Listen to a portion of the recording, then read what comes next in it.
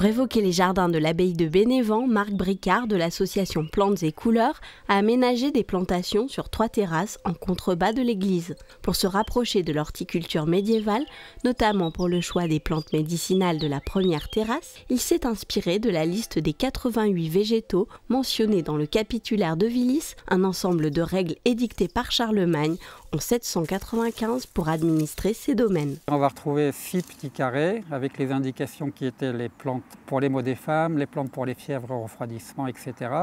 Avec les plantes utilisées à l'époque, c'est-à-dire principalement des plantes sauvages et ça en apporte toutes les plantes qu'on a eues depuis. Donc à l'époque, on utilisait les plantes courantes qu'on va rencontrer dans les prés, les bois, les chemins, c'est-à-dire l'exemple de la bétoine, qui était une panacée, la reine des prés qui servait déjà pour les mêmes usages, avec souvent des usages aussi très différents parce qu'ils n'avaient pas les mêmes connaissances à l'époque et ils n'avaient pas non plus les mêmes soucis.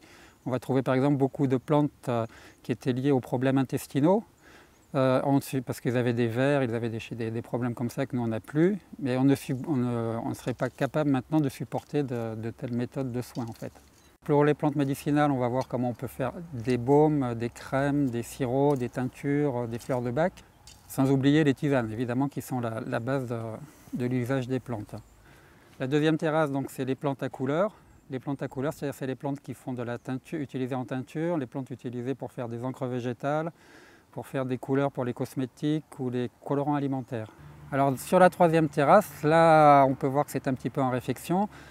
On va faire une petite collection de céréales anciennes, traditionnelles, ce qu'on appelle les céréales population, de manière à présenter les grandes céréales du monde si on peut. On peut faire un petit peu de riz ici par exemple, les différents blés, du seigle, du sorgho, de manière à ce qu'on puisse comprendre un petit peu de quoi on dépend du point de vue alimentaire.